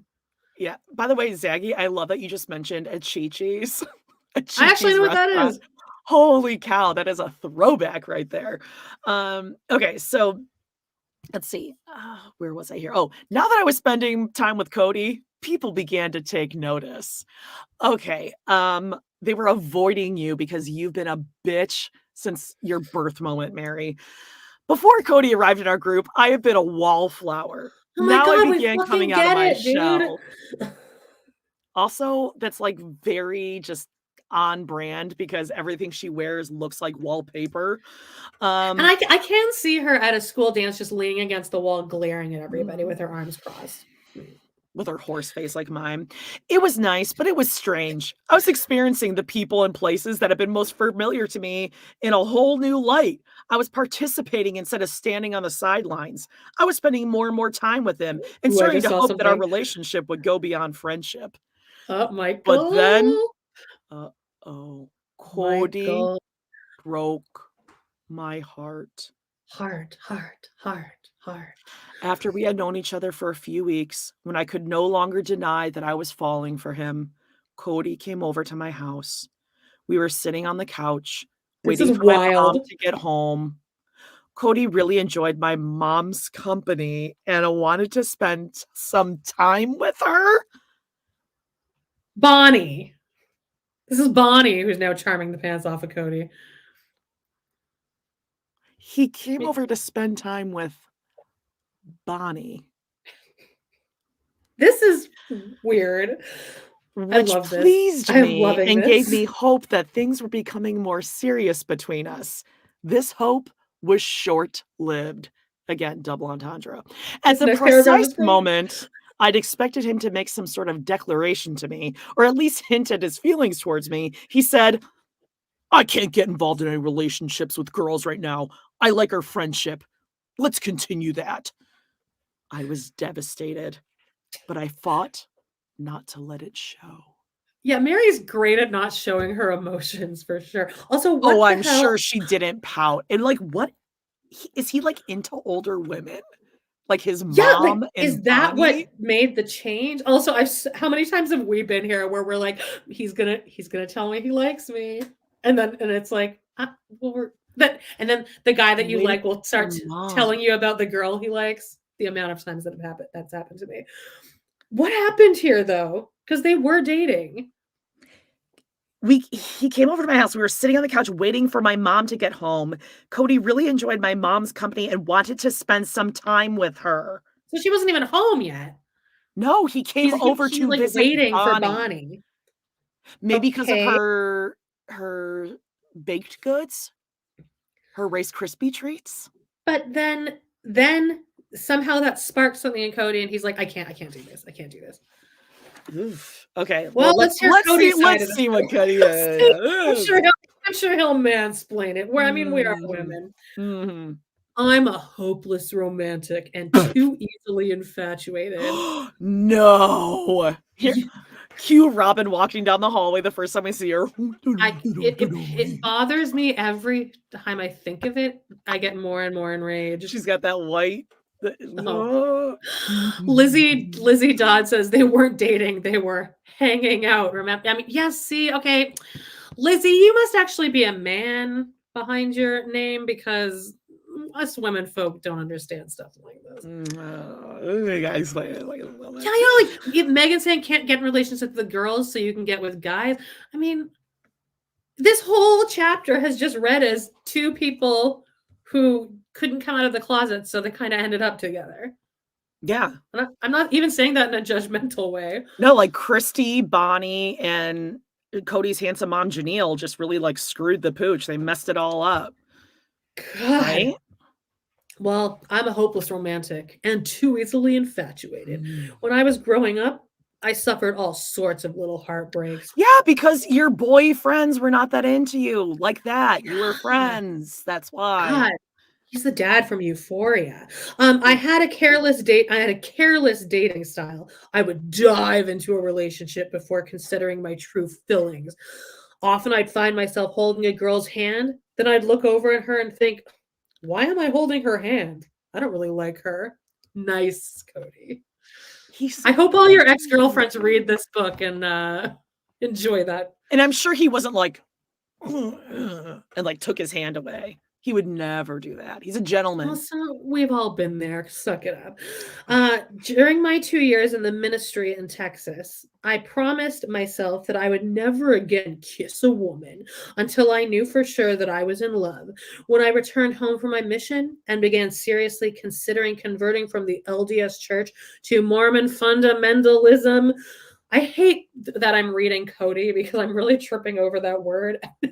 He loves using it. He loves it. I'm seeing it in every paragraph coming up. So, yep. All right. My mother told me that I should take time away from girls, or at least from dating them. Then what does his mom want? She's given a lot of mixed signals here. She's kissing him on the lips all the time, but he can't see other girls. But Oh, like, shit. Christy can go out with all the girls she wants. She's sending him letters talking about how great sister wives are. What the hell? And then she turns around and probably because once he started dating Meri, his mom was like, fuck. She's like jealous now. Her true feelings are coming out. That's right. That's right. All right. She knew that I needed to become less careless. She was watching him hold all those girls' hands, Michael, and discover what it was I truly wanted from a relationship and who I truly loved. My mother sat me down. A lot of sitting down between him and his mom. And she said, the next time you find yourself infatuated with someone, why don't you just try and be friends? Don't rush into a romantic relationship right off the bat. Be friends and let something develop. That decided it. I told myself I was done with dating carelessly. I was done chasing girls. I urged myself to be patient and to learn how to be friends with the next girl I became interested in. Meri was my experiment in friends! Exclamation point. So fun for Meri. What a nice thing to fun read. when you're the girl that like the guy's like, oh, I'm not really into girls, but I'm just like, I'll experiment. It's the best. Oh. Meri was so cute and sweet when I met her that I had a hard time suppressing my hopeless romantic nature. She had a remarkable remarkable purity about her. So, cute banana that's picture. Gross. Yeah, I had a sneaking suspicion that we were soulmates. Well, I thought, how many soulmates can a person have? Soulmates, but because of the promise I had made to myself, I rejected this notion. I was determined to be Meri's friend. Now that you've broken her fucking heart, now we're gonna be friends. Yeah, kind of like change my. Let's just be friends. Yeah. I was determined to be Meri's friend until I knew her better and could confirm my suspicion that our destinies were intertwined. Intertwined. It's destiny. Also, totally not shitty to do to a woman, because I'm sure he told her, I want to be friends, but I might be interested, so just hang around. Like, it's a window. It's like a window. It's like a door. Yeah, this is exactly what he did to Christine. Yep. I don't think he did it to Janelle because Janelle had money, I think, coming in. So he was like, yeah, let's just get married. Yeah. All right. I was glad that Meri and I kept finding ourselves spending more and more time together. I was excited to be associating with members of Meri's faith. They had an intensity about religion that I found inspiring. Perhaps because the religion was somewhat countercultural and at odds with certain conventional doctrines, they took no aspect of their belief for granted. They examined their convictions carefully and enthusiastically. The amount of big words that I just read is blowing my mind. Yep. The members of this group were fully committed to their ideologies. Ideologies. I was going to ideologically, and discuss them at length, both debating and confirming the tenets of the relationship. Every day I spent with this group seemed to turn into an impromptu revival with profound discussions of spirituality and religion that I'd been missing from the LDS church. Even though I wanted Meri's friends. He wanted Meri's friend group and attention. Yeah. Is basically what he's saying. He wants to hang around with a group of men. Yeah. Talking about doctrines and spirituality. I hadn't yet shower. Like a guy's afternoon in. Again. An hour-long shower with guys. Yeah. I hadn't yet determined whether I should join the faith. Nevertheless, I kept surrounding myself with people from my parents' new church. A few weeks after I told Meri that I wasn't open to dating, I invited her up to my parents' ranch in Wyoming for Thanksgiving. Wow, that's not sending mixed signals at all. Yeah, God, what an asshole. Jesus. Dick. Meri and I were never far from each other's side during that trip. Well, why would you be? Because she's your guest at your parents' house. He needed to keep an eye on her because...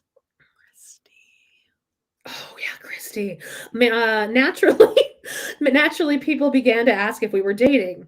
it was pretty clear that we liked each other a whole lot more than just friends. I often caught Meri making eyes at me. Yikes! Oh my God! I just like sent a shiver down my spine.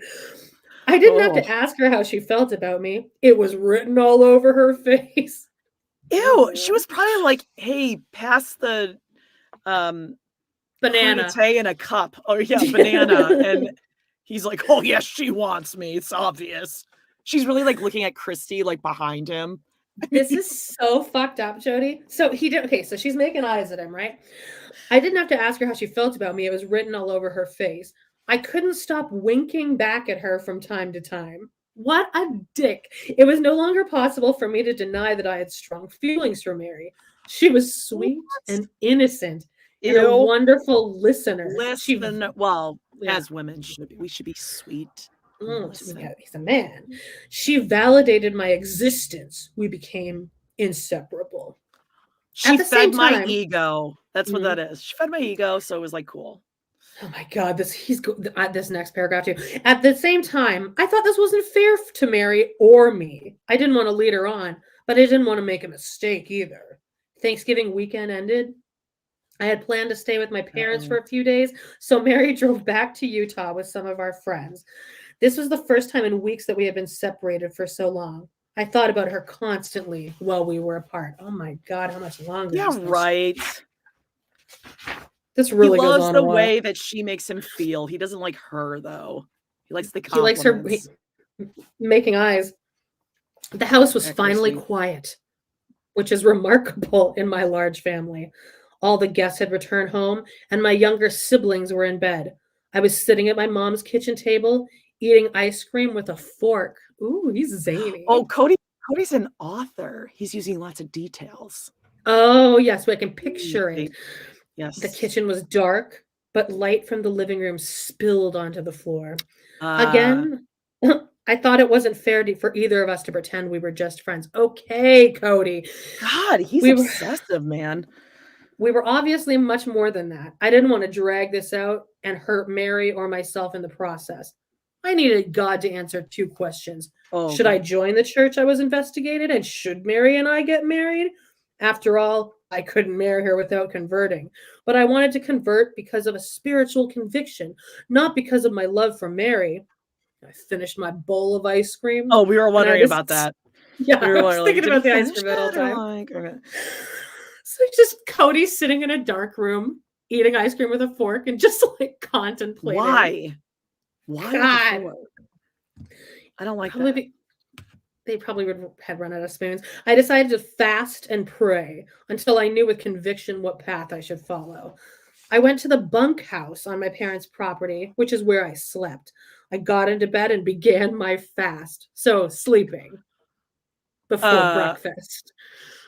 No, he's like super into like the conviction. I'm going to eat my ice cream and then I'm going to fast. That's what I do. Yeah, then I'm going to sleep for 8 hours. Yeah. God, he's such a douche. After 2 days of fasting, I decided to drive back down to Utah.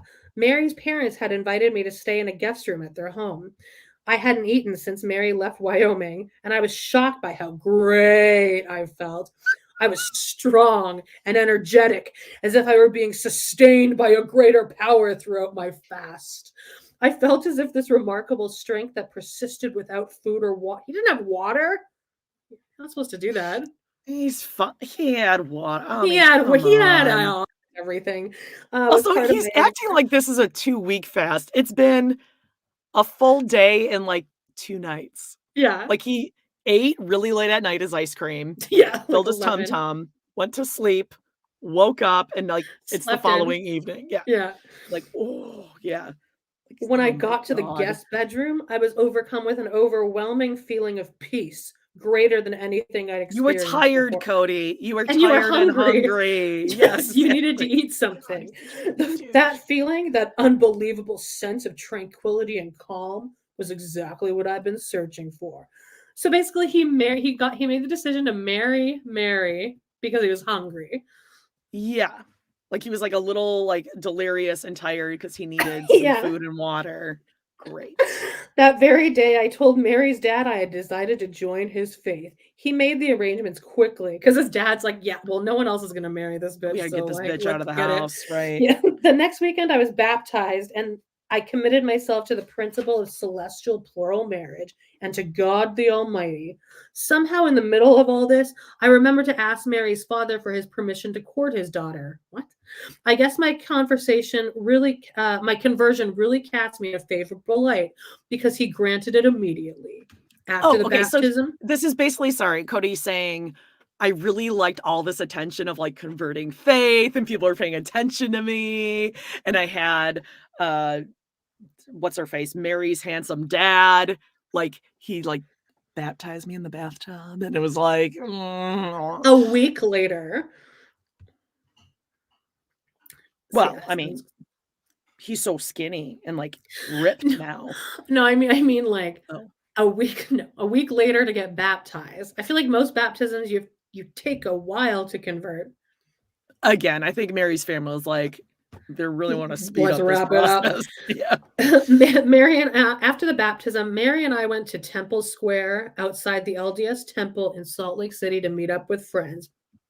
I had my answer about both my faith and about Meri. I knew that I wanted to marry her, and I just had a feeling that she would say yes if I asked. But as usual, I was moving too quickly and following my romantic impulses. We hadn't even started courting, but I was already kneeling at the altar. That night in Temple Square, I was wearing an old trench coat from my mission. Creepy. I turned to Meri. Yeah. I went, bah, and like flashed her. Like that's what I'm like ready for like, I had a trench coat on and I flashed her. Is this the trench coat that Truly was wearing when he said goodbye to her? Carmen Sandiego one? Yep. Yeah. I turned to Meri and said, your hands look cold. Then I took one of them in mine and I put our hands into the pocket of my coat. Yikes. I told you he's a perv. That is pretty pervy. I didn't want to attract anyone's notice. Well, that's attracting more notice, Kody. But I wanted to hold her hand. I had finally become comfortable with our romance because now I knew this was the woman I was going to marry. Oh, I thought there was supposed to be like no affection before marriage because he and Robyn definitely didn't. No, stay chaste. Yeah. No. Good God. Meri. Even though Kody had told me that he didn't want to date anyone, I still hoped that he would change his mind. When he finally approached my father about wanting to court me, I was thrilled. Kody and I had a wonderful courtship. The fact that we had spent so much time as friends and knew each other so well allowed us to develop a sweet, romantic relationship based on friendship and mutual respect. That sounds like super hot. Kody and I decided to spend Christmas with his family at their ranch in Wyoming. It had been 3 years since he had spent Christmas there, and I was looking forward to getting to know his family a little better. Also, Christy was going to be there for a few weeks. Yeah, I got to see Christy. She's going to his ranch a lot. Wow. We had been courting for a month, but we had been hanging out for longer than that. It was impossible for us to hide the depths of our feelings for each other. Everyone knew we were in love. Oh, really? Okay. Were you really now? At dinner a few days before Christmas Eve, his family kept nagging us about our relationship. They all wanted to know, when are you guys getting married? God, aren't they like 19? Over and over again. God, I know. Get a life, you losers. Finally, I shot back with, well, he hasn't even asked me yet. See, I hear it more as, well, he hasn't even asked me yet. Like way bitchier than how you did it. Oh. She shot it back. Oh God. More to tease Kody than anything, and maybe to light a little fire underneath him. No, Meri doesn't like to do that. No, lighting a fire underneath people. Yeah. That night after dinner, when we were sitting in the bunkhouse, Kody asked in a nervous but cute way, I'm thinking maybe we ought to get married, you know, if you want to. Nice. My God, hold on. Let me wipe my tear from my eye. Yeah, wow. Really cute. Deep. It was an awkward moment, not at all the romantic proposal girls dream of. Although I did want to marry him, I was hoping for a real proposal, and there was something else holding me back. That would be Christy. I wanted to take some time for introspection to know from God if this was the right choice for me. Oh my God, During these this two. time that I was taking to checking my feelings and validate them with God, Kody and I went ring shopping. We found a ring we both really liked, but we kept looking just to be sure. Kody knew this was the ring for us, though. So while I thought we were still shopping, he secretly had his sister Christy buy it for me. Uh-oh. Wait, can you take this? I gotta grab a plug for my computer so it doesn't die. Oh, Yeah, in sure. Kody's heart. I'll be back. Okay. I'm wearing pajama pants. On Christmas Eve, Kody officially asked me to marry him. He was really nervous. He sounded shy and embarrassed, and not at all like his usual self when he asked me to marry him this time. He handed me the jewelry box without opening it or taking the ring out, almost as if he was delivering a package. I thought it was sweet how nervous and unpracticed he was. You're supposed to... Okay, well, I want you to... Did you hear that? Oh, I was listening, babe. Okay.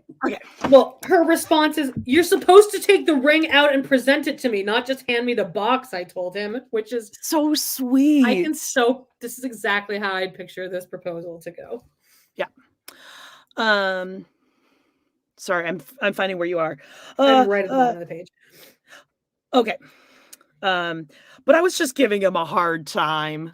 Again, double entendre. I was thrilled that Kody had asked me to be his wife. I was completely in love with him. I knew he was my soulmate and that we were destined for each other. Destiny.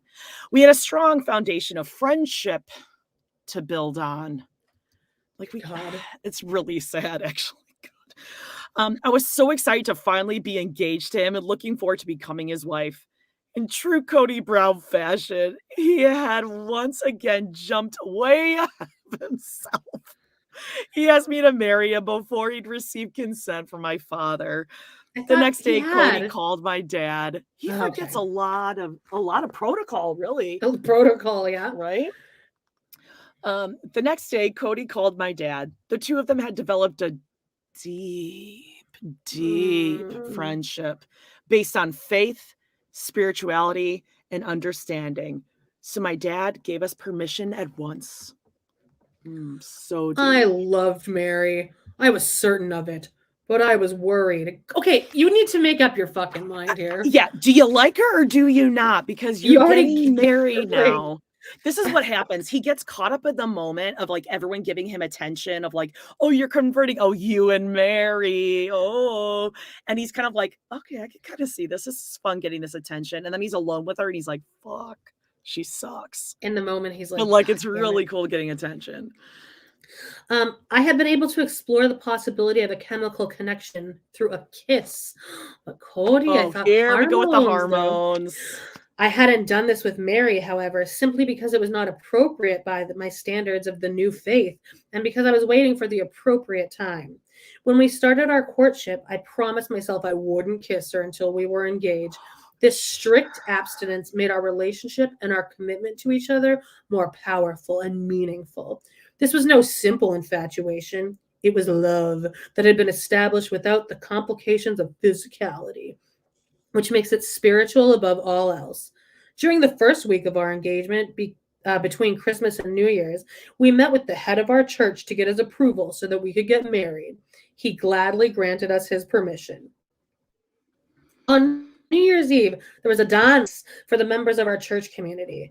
Meri looked fabulous in a peach dress she wore, which accentuated her curves in a way. Oh, okay. I know. Wow. I don't like it. In a way that I avoided noticing. So I don't think she'd look good in peach. No, she's such a peach girl, but it's not her color. I didn't need any proof that I was attracted to her at this point. I knew it without a doubt, and I was very excited about my decision. Yeah, I know. I need to see this dress. We all need proof. Yeah. I knew without a doubt, and I was very excited, finally, about my decision to marry her. It seemed throughout the dance that we were the only people there. The voices and chatter of our friends and family seemed to be just a background hum as we got lost in each other. She was the most beautiful girl in the whole room. All right. I couldn't take my eyes off her the whole night. Okay, you said that. When I took Meri home and we were saying goodnight, I leaned in and I kissed her.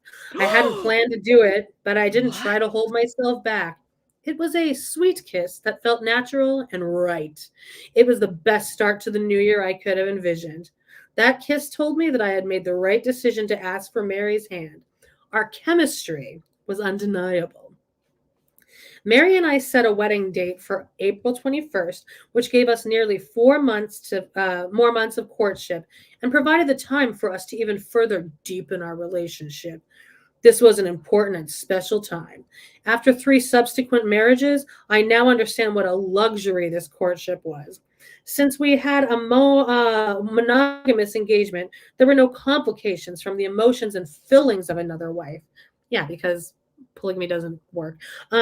Meri and I were able to date as much and as freely as we wished. We were able to get to know each other unencumbered and unhindered. These 4 months were wonderful. Our friendship developed into a remarkable love affair. We shared everything with one another. We got to know each other on an intimate yet chaste level. Sure. After that, yeah, sure. After that first kiss, we shared many more sweet kisses. It was clear to me that when Meri and I were finally married, there would be no awkwardness between us. You're both virgins and you're 19. Like, come on. Of course you're going to be fine. Meri was my fiance and we were very much in love. Our relationship was a typical love story, the kind you see in movies and on TV. Sure. All right. That's a cute idea. She would smile from across the room and I would wink back at her. We must have aggravated. I know, he likes to wink. It's not cute. Girls don't like winking. We must have aggravated our friends and families with how much in love we were. While we were outwardly infatuated with each other, deep down we were becoming the soulmates I suspected we would be from the moment we met. During our courtship, we were completely carefree.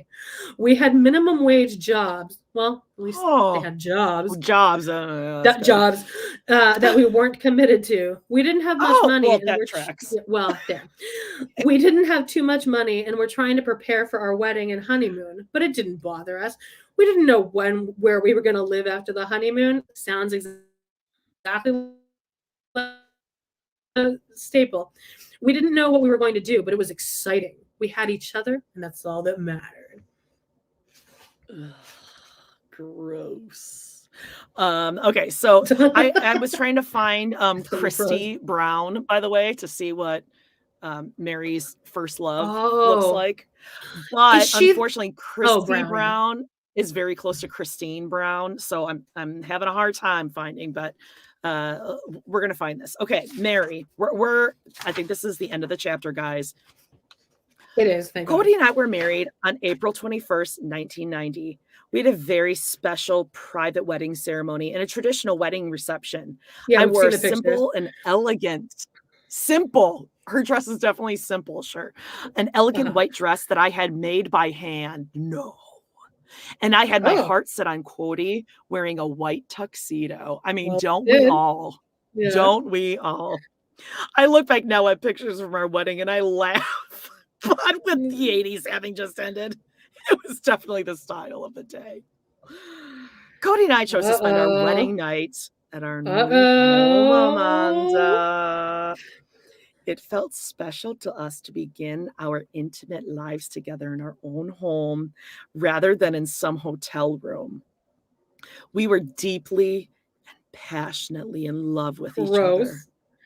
There was no awkwardness between us. Everything felt just as it should be. We had plans to leave on our honeymoon the next day, but unfortunately, I got sick and had to delay our plans. Isn't that kind of weird that she happened to get sick enough to miss her honeymoon right after she slept with Kody the first time? Oh, yeah. God, you think she was thinking of Christine? Okay, check out these comments. You guys are hilarious, by the way. Okay, so, although being in a new relationship with Kody was absolutely amazing and wonderful, and we had a lot of fun together planning our wedding, I think my getting sick was just a result of the stress and pressure that comes along with planning a wedding? Okay. Sure. So for the next 3 days, we stayed at home. Kody started calling our home our honeymoon cottage. Finally, toward the end of the 3rd day, I felt good enough to travel. Do you think that means have sex with a man again? There we were, 4 days after we were married, finally leaving on our honeymoon. We only got as far as Pocatello, Idaho that night. Oh, weird. They didn't make it far on a road trip with Kody Brown. That's really weird. That is strange. Our honeymoon was a typical Kody Brown style trip. Everything was spontaneous and unplanned. Isn't that so fun when you go on your honeymoon with Kody Brown and he hasn't planned anything? And you're just kind of driving around. Yeah. We were just so excited to be married and to be traveling with each other for our company. The next day, we made it to Jackson Hole, Wyoming, our official honeymoon destination. They honeymooned in We spent a memorable few days there, sightseeing around the quaint little tourist town and exploring our new relationship, boobs. We had a magical and romantic experience together, a wonderful beginning to our new life. After our honeymoon was over, Kody and I settled down in a town called American Fork. Oh, wait. Fork. Ice cream. Ice cream. Scissoring. You guys are hilarious in these comments. I'm saying like bananas, red flags. It's so funny. It's about a half hour south of Salt Lake City. Our new life together was sweet and romantic. We spent as much time together as possible, just basking in the love shared between us. I was 19 and Kody was 22. We didn't have any set plans for the future yet. We didn't have schools or careers or jobs tying us down. We just wanted our love affair to continue. Is that so fun? What were they doing then? Were they just like living with schooling? You don't have jobs. You're just like, fun. Perfect time to start a life with someone. Yeah, right. Oh, guys, hold on. Breaking news. Amanda, you might need to get on this. Kody's sister's last name is King per Quinn's obituary. When you look up Christy King, I wonder if she's still in Wyoming, Amanda. Let me check. Wow. Okay. During that first year of marriage, we weren't always the most responsible young adults. What? The Browns are usually like super responsible about things. At one point, we both held jobs that didn't really interest us. We needed to make a trip out of town to see his family in Wyoming. So we just quit our jobs and decided to just get new ones that we actually liked when we returned home. Well, that's what I just kind of did. This so tracks. As Alicia says, truly living on a prayer. Yeah. Oh my God, they just quit their jobs. We're like, we don't like it. We're just going to find ones we like later. We loved spending time together more than anything. And before we had kids or other wives in the picture, we were able to live carefree. Maybe we were purely enjoying ourselves, or maybe we were taking time figuring out what we wanted. I think it was healthy not to have rushed into anything, pretending that we were more mature and knowledgeable than we were. One thing Kody and I both knew and had committed to each other from the moment we got married was that there would be other wives. Even in the early days of our marriage, we talked about a second wife. We knew it was going to happen, but we didn't know when or how. We would often have discussions about where we would meet our next wife, who she would be, and how we would bring her into the family, even though she's my family member because she's currently my sister-in-law, married to my brother. Yeah. On occasion, when Kody and I would meet a woman, he and I would discuss whether she would be a good fit for our family. Scissoring. We knew it would happen eventually, but in the meantime, we were enjoying the time we had together, learning and sharing and falling more in love each day. Amen. Okay, I'm like not trying to be mean saying like the lesbian stuff, but like I think it's very obvious like Meri would have been much happier with Christy or another woman. And I think Kody would have been happier with a guy too. Well, yeah, with Meri's dad or Meri's mom. Next we have a Janelle and Kody's chapter. Yeah. I feel like this is Lizzie going to Dodd be. says they still haven't gotten those new jobs. No, that's why they invited Janelle and the family, because Janelle had a job and money. Mhm. So they just like they just been waiting for this job that they like. You know, just think they like. Hey guys, smash that like. Because that And was also, intense. smash or pass. Yeah, that was. All right, so next week, Janelle and Kody. I mean, that love story is gonna be lit. Oh, on fire. I can't wait to hear else? about their wedding night. Oh God. Oh. Actually, I would have guessed that Christine and Kody's wedding night was pretty like, but Lit. now that we know that he always hated her, I think she would have been up for anything in anywhere. Yeah. But I bet you what he does. He leads women on. I think out of all four, I bet you Janelle and Kody had the craziest wedding night because he was a little experienced and she was too at that time. Oh, that's right. Mm-hmm. Yep. This is fascinating. That was crazy. All right. Okay, well, there we go. Guys, stay tuned. We're going to be finishing up our coverage, our in-depth coverage of I'm going to Performing Arts Camp, Camped Out on We Love to Hate TV /TRPay. We're starting season 6, episode 1, where it's Dat Expo. Expo. Yeah, smash that subscribe on YouTube, Patreon, all of the above. Anything else, Amanda? No, guys, all have a wonderful Sunday. And we love you. That's it. And yeah. Bye-bye. Bye-bye.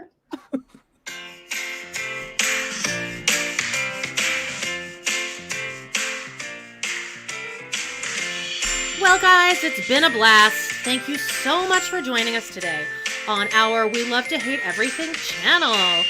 Please do not forget to hit that subscribe button. Give us a like or even a comment, and click on that bell if you want notifications, because you never know when we might pop up and go live. Please check out our other 2 podcasts on Patreon, where we snark on even more TV, movies, and pop culture. We got Total Request Podcast, that's patreon.com/trpod, and We Love to Hate TV, patreon.com/love to hate TV. Thanks again, and we will see you next time.